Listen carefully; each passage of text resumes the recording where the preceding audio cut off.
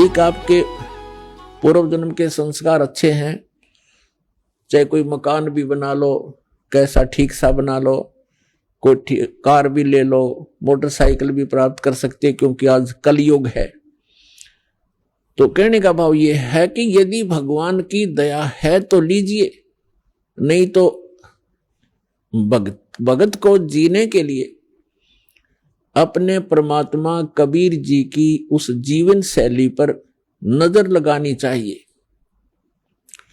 सारे ब्रह्मांडों का निर्माता, सभी आत्माओं के उत्पन्न करने वाला, सबका धारण पोषण करने वाला, सबका पेट भरने वाला, राजा को राज देने वाला, सेठ को धन देने वाला, वो स्वयं एक झोपड़ी में रहा करते थे। सारे ब्रह्मांडों का पेट भरने वाला, सबका धारण पोषण करने वाला, असंख्य ब्रह्मांड का संचालक बनारस के अंदर एक झोपड़ी में रहा करते थे। तो परमात्मा कहा करते थे कि लोक लाज ना कीजिए, निर्भय हो रहिए, यो मन साधो दीजिए तो गोविंद पाइए। हमने एक साधारण जीवन जीने की आदत डालनी चाहिए। संसार की तरफ देखकर हम कभी भी भक्ति मार्ग में इस सफर पर नहीं चल पाएंगे। तो परमात्मा परमेश्वर सारी सृष्टि के रचनहार एक भूमिका करके गए थे कि भाई मैं कैसे रह रहा हूं, और भले ही कोई कोठियों वाले हैं जिन्होंने 10-10 प्लाट लेकर खरीद रखे हैं, सिर पर धर कर ले जाएंगे उनको, अगले दिन मृत्यु हो जाती है, वो प्लाट वहीं रह जाते हैं। आप कहीं चूहा बनकर उन्हीं प्लाटों में बिल खोद कर रह रहा होगा। तो ये बातें इस ज्ञान के आधार से आप इस भक्ति मार्ग पर चल पाओगे, अन्यथा फिसल जाओगे इस रपटीली मार्ग से। तो हमने जो परमात्मा ने जो ज्ञान दिया है उसको आधार बनाओ। तो पुण्यात्माओं, पहले दिन डीजे बजाते हैं, नाचते और गाते हैं, अगले दिन दुर्घटना हो जाती है, या महीने 2 महीने 6 महीने के बाद कोई ना कोई और दुर्घटना घट जाती है। तो इन सब बातों को, भले ये एकाध घटना है, लेकिन हमने इसको ये मान के चलना पड़ेगा कि यह बिजली कभी भी गिर सकती है।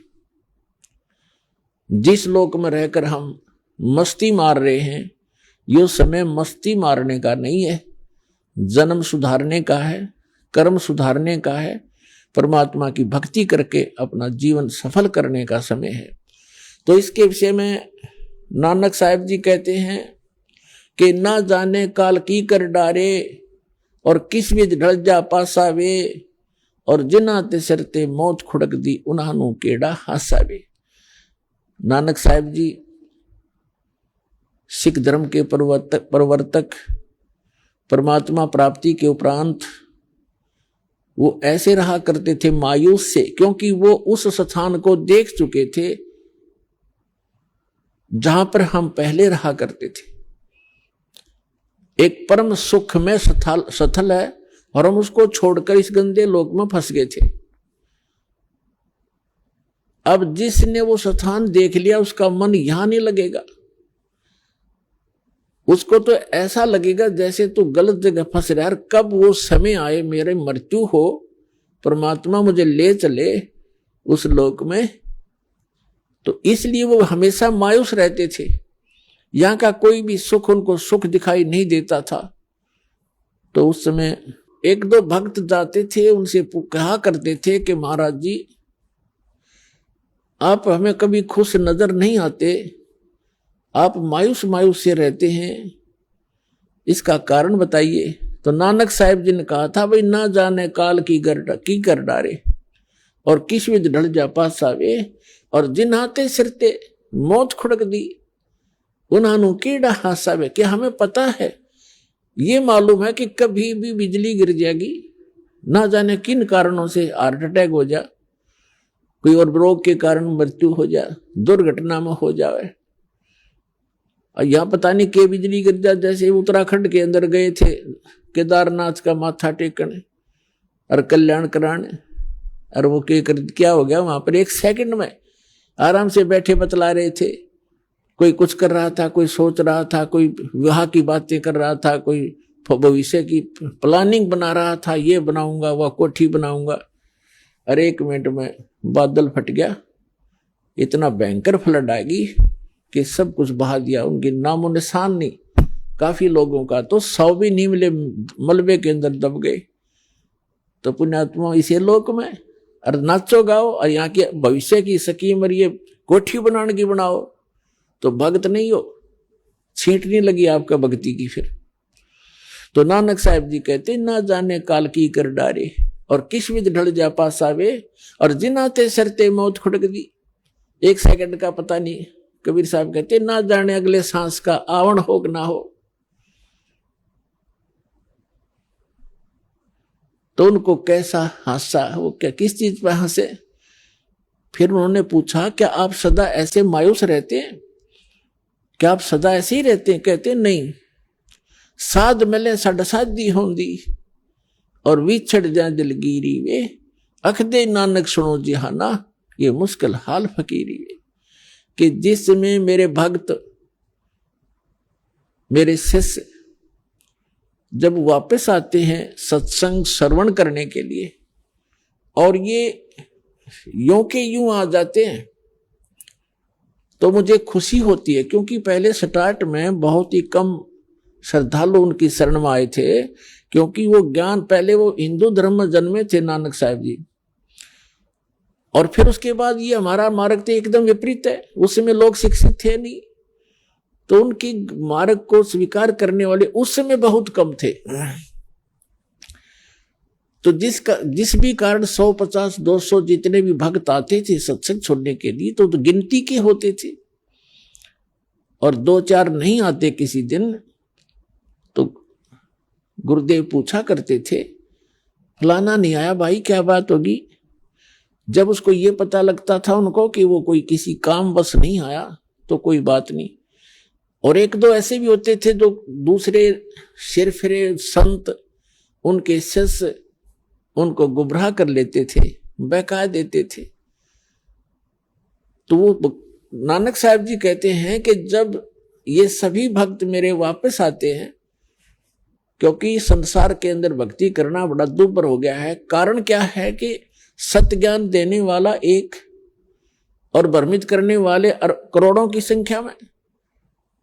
तो क्या वो कहा करते थे कि साध मिले साढ़ साधी होंदी और विछड़ जाए दिलगीरी वे। जब ये यहां से जाते हैं तब मुझे मायूसी हो जाती है कि कहीं कोई मेरी फसल में कीड़ा ना लग जा।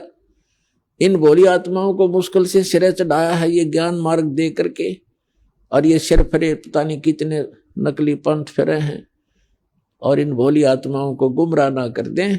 जब ये यूं के यूं आ जाते हैं तब उस दिन मेरी खुशी का कोई ठिकाना नहीं रहता कि इनका कल्याण हो जाएगा। ये भ्रमित नहीं हुए हैं। साध मिले साढ़ साधी होंदी, साधी माने खुशी, और विछड़ जाए दिलगीरी वे। जब ये विछड़ जाते हैं तो मेरे दिल में बड़ा दुख होता है। ये बात सताती रहती है कहीं इन बच्चों को कोई गुमराह ना कर दे, इनका जीवन नाश हो जाए।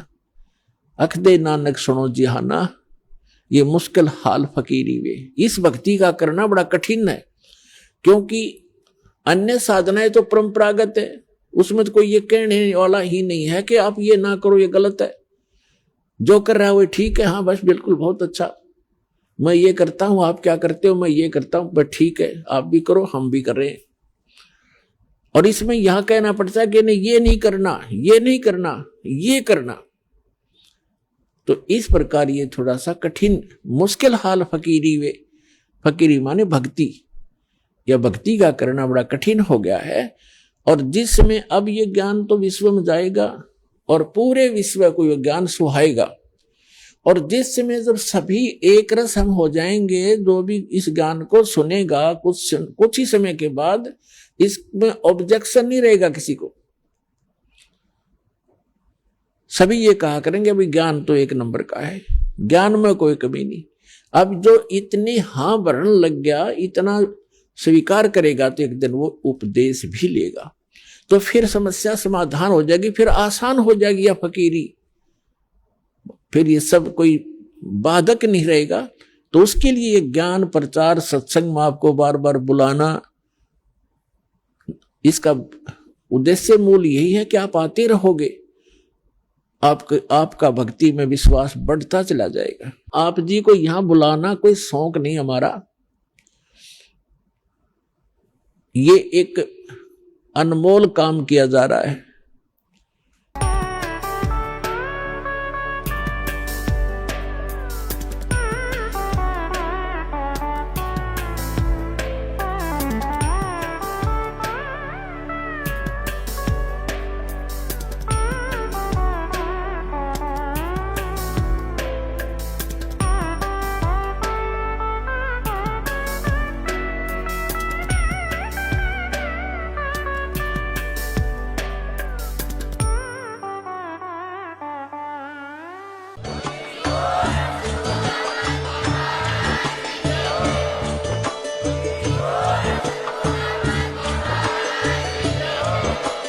आप सुन रहे थे जगत गुरु तत्वदर्शी संत रामपाल जी महाराज जी के मंगल प्रवचन। अधिक जानकारी के लिए विजिट कीजिए हमारी वेबसाइट www.jagatgururampalji.org। संत रामपाल जी महाराज जी के शुभ आशीर्वाद से पूरे विश्व भर में 500 से भी ज्यादा नाम दीक्षा केंद्र हैं, जिन पर संत रामपाल जी महाराज जी द्वारा ऑनलाइन निशुल्क नाम दीक्षा दी जा रही है। अपने नजदीकी नाम दीक्षा केंद्र का पता करने के लिए संपर्क करें 8222880541।